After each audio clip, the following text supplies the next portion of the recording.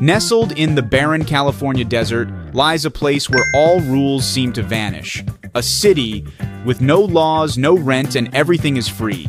This is Slab City, a strange community famously known as the last free place in America. Here, there are no police, no government, no control. A haven where the homeless, wandering artists, and rebels find their refuge. But what has allowed this place to endure as a lawless oasis right in the heart of America? How do the residents survive when all boundaries have disappeared? Is it absolute freedom or a life full of danger and chaos?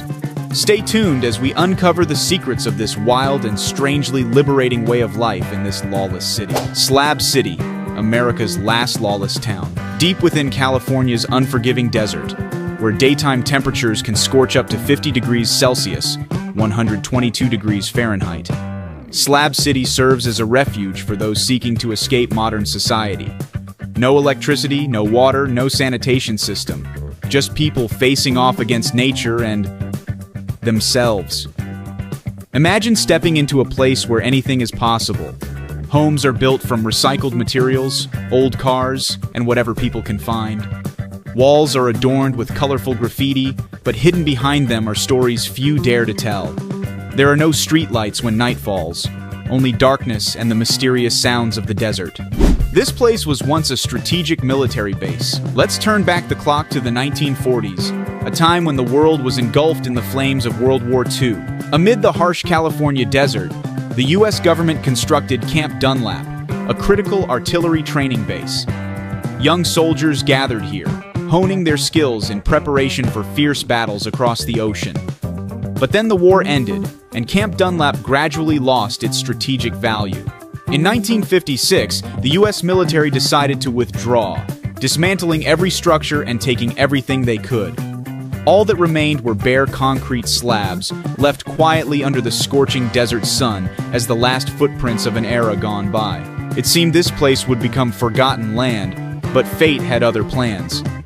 In the 1960s and 1970s, amid the turbulence of the Vietnam War, anti-war movements, and rebellion against the system, those seeking freedom and escape from society's binds began to come here.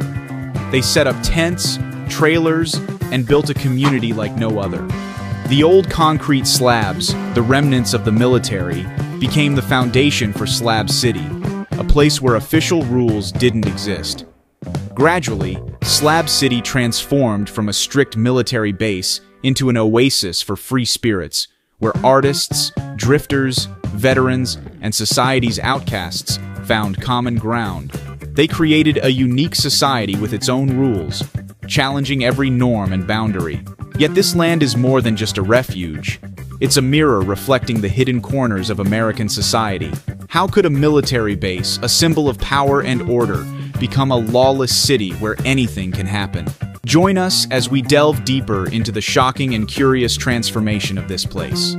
When you step into Slab City, you're not just entering a lawless land, but stepping into a world where lives intertwine in mystery and sometimes shocking stories.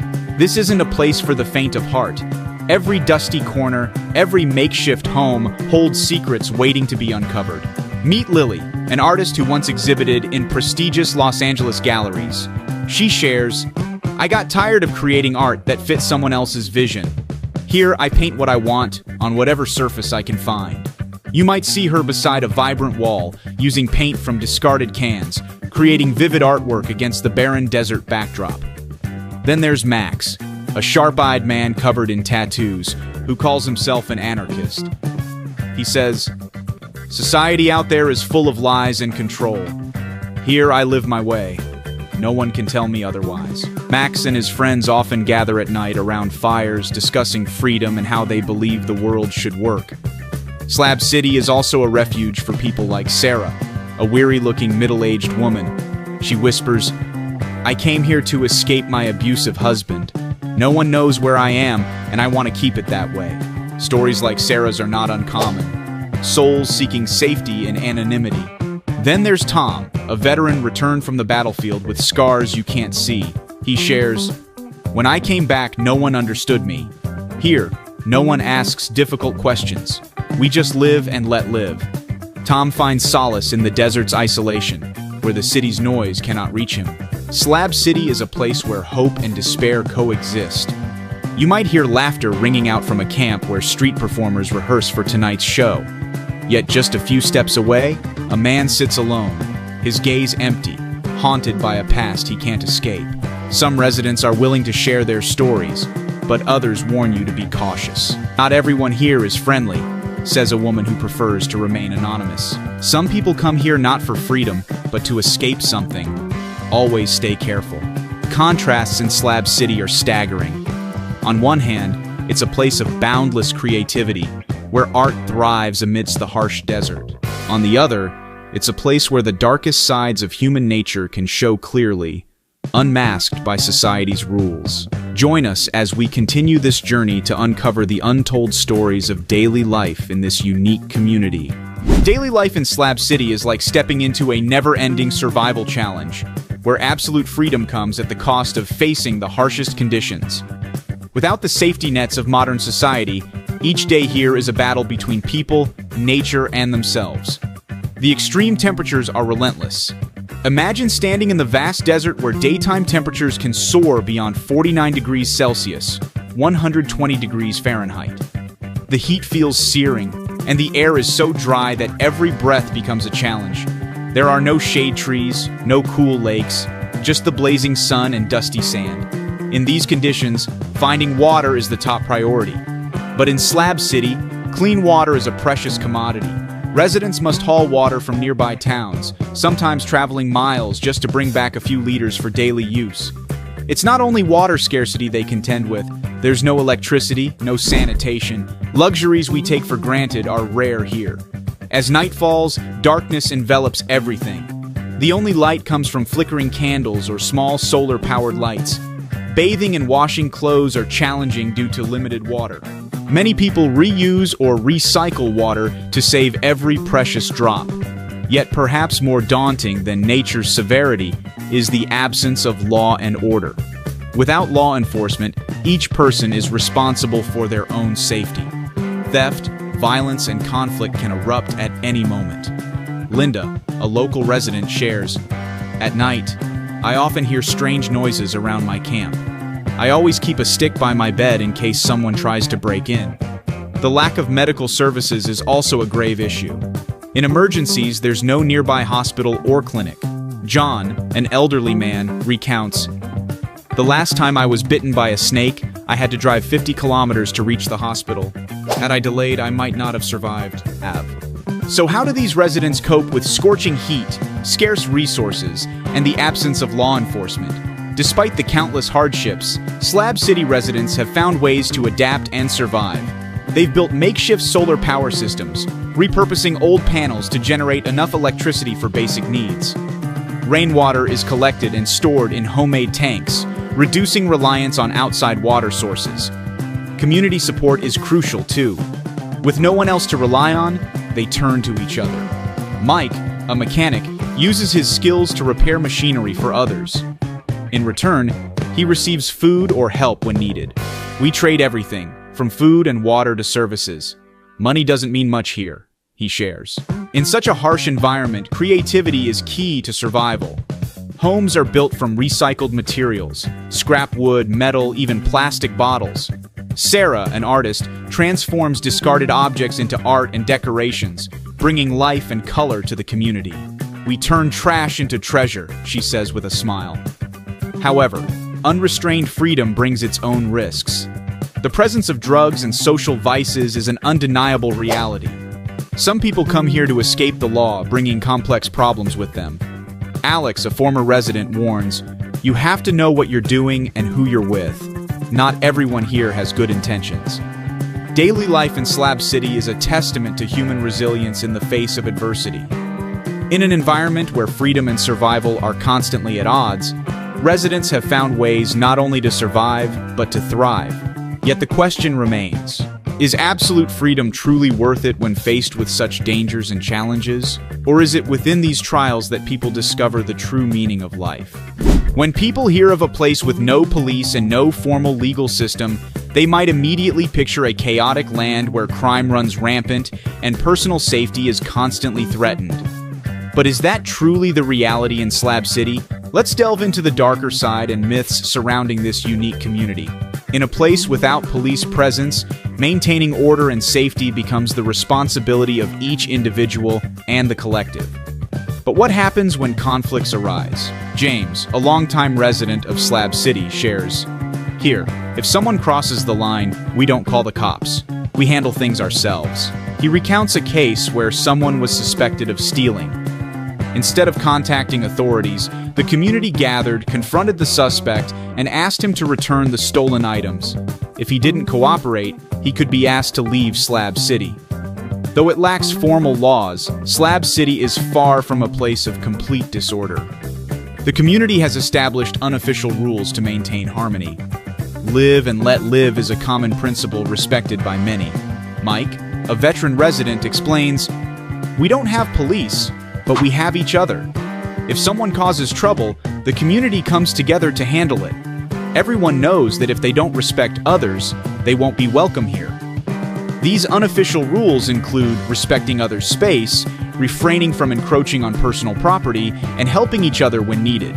Community meetings are sometimes held to discuss common issues and find solutions. While Slab City has no formal laws, there is collective oversight. Everyone understands that their actions can impact the entire community. What do you think? Can Slab City's model endure in the long run, or is it merely a temporary bubble before true chaos ensues? Comment below with your thoughts. Stay with us as we continue to explore other facets of this unique community. Amid the vast, seemingly forgotten desert, there emerges an unexpected wonder. Salvation Mountain, a vibrant, sprawling artwork that stands out against the golden sands like a colossal painting. But this is no ordinary piece of art. Behind it lies the inspiring and surprising story of Leonard Knight, a man who devoted his entire life to delivering a simple message: God is love. Born in 1931 in Vermont, Leonard Knight was neither a trained artist nor a famous figure. He was an ordinary man with a profound belief in love and kindness. After years of wandering across America, Leonard arrived in Slab City in 1984 with the original intention of launching a massive hot air balloon that would carry the message, God is love. When that plan failed, he decided to stay and began building Salvation Mountain instead. Can you imagine it? In the middle of the harsh desert, a lone man, without funds or support, began creating a masterpiece out of trash. Leonard used mud, straw, and thousands of gallons of paint that he collected from discarded cans, donations from visitors, and anything else he could find. Day after day, year after year, he worked tirelessly under the blazing heat, transforming a barren hill into a vibrant, meaningful mural. But not everyone supported his work. Local authorities once attempted to demolish the mountain, claiming it was an environmental hazard. Yet Leonard didn't give up. He fought persistently, and eventually, Salvation Mountain was recognized as a valuable piece of folk art, drawing thousands of visitors each year. What drove Leonard Knight to devote his life to this project? He once shared, "I just wanted to spread the simplest message of love to everyone. This world needs more love." Continuing our journey, we arrive at East Jesus, an outdoor art installation deep within Slab City. If you thought Salvation Mountain was unusual, East Jesus will shock and intrigue you even more. Built from scraps and discarded materials, East Jesus is a maze of bizarre, unique, and sometimes eerie artworks. Old cars are transformed into sculptures, distorted dolls, broken electronics, and rusted metal are artfully arranged to create a scene both captivating and unsettling. We meet Wizard, one of the primary artists at East Jesus. With a long beard and piercing eyes, he explains, "We turn what society throws away into art. Each piece here tells a story about overconsumption and waste." You can feel the madness and genius in every corner of East Jesus. One wall is made of hundreds of old TVs, all flickering with static, creating a chaotic visual overload. This is a commentary on how we're saturated with meaningless information, another artist explains. But it doesn't stop there. Some pieces make you pause and reflect. An armchair sits in an empty lot, surrounded by stopped clocks. Time has no meaning here, Wizard says. We live outside society's boundaries, and art is how we express that freedom. Salvation Mountain and East Jesus are testaments to humanity's boundless ability to create meaning from chaos. They challenge us to reconsider the value of material things, waste, and how we view art and life itself. When night falls, the quiet desert suddenly comes alive at the range, an outdoor stage built from scrap wood and homemade lights. Every Saturday night, music fills the air, fires flicker, and people from all corners of Slab City gather. Jack, a street musician, shares, "Here, we don't just play music. We share our souls. No boundaries, no judgment, just music and connection." Imagine a place where strangers, each carrying their own stories and pasts, connect more deeply than ever. In an environment where food and water are precious assets, sharing becomes the foundation of the community. Maria, a single mother, often organizes communal meals. Everyone contributes a little, some rice, a few potatoes, and we have a warm meal. In hardship, we find joy. These meals not only nourish the body, but also strengthen the community spirit. Slab City challenges us to rethink the true meaning of community and society. Can a place without formal laws or government structure survive, even thrive? Perhaps it's precisely in the absence of these that people rediscover their true nature, living in mutual reliance, respect, and sharing. Slab City, with its boundless freedom, has become a refuge for those seeking escape. But this freedom also brings troubling consequences few dare to confront. Without an official waste management system, Slab City residents are left to handle their trash independently. As a result, many resort to burning waste or simply discarding it on site. This has led to massive waste accumulation, not only creating an eyesore, but posing a severe environmental threat. Strong desert winds carry plastic, metal, and toxic waste, spreading them far and wide. Soil and groundwater contamination has become a looming danger. Environmental experts warn that without intervention, this area could turn into an ecological dead zone. Makeshift toilets, often just pits or simple structures, fail to meet sanitation standards. Some areas are cloaked in an unpleasant odor, creating breeding grounds for disease-causing bacteria and insects. Slab City sits on government-owned public land, yet residents have called it home for years. However, the recent rise in tourism and external attention has prompted authorities to reconsider reclaiming the land. Legal disputes are now emerging as the government explores plans to develop the area for commercial or military purposes. Longtime residents face the threat of being forced out of the place they've called home for decades. "We don't hold property deeds, but this is our home," says Tom. "We've built a life here, and now they want to take it all away." This struggle is not just about land ownership. It's about the survival of a unique community. Can Slab City withstand the pressure from authorities and the outside world? Let's reflect on this and continue our journey of discovery to find answers together.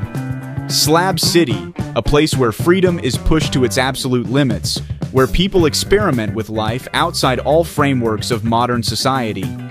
But after this captivating and at times shocking journey of discovery, we're left with a crucial question. What have we learned from this last bastion of freedom? Reflect on your own life. What rules and norms shape you? Are you truly living authentically, or are you bound by others' expectations? Is there a way to find balance between personal freedom and community responsibility? We don't have to leave society to find freedom. Instead, we can take inspiration from Slab City. Its lessons of resilience, creativity, and community spirit to bring positive change into our daily lives. Slab City opens a window into another world, where freedom and chaos intertwine. Its story isn't just about a small desert community, it's about each of us, about the choices and values we pursue. Which path will you choose? Share your thoughts in the comments. We'd love to hear your perspectives on freedom, community, and how we can work together to build a better world. Thank you for joining us in exploring Slab City, the last free place. We look forward to seeing you on our next adventure. Don't forget to subscribe and hit the notification bell so you don't miss any of our upcoming videos. We appreciate your support. The information is for reference only, so please do your own research before making any decisions.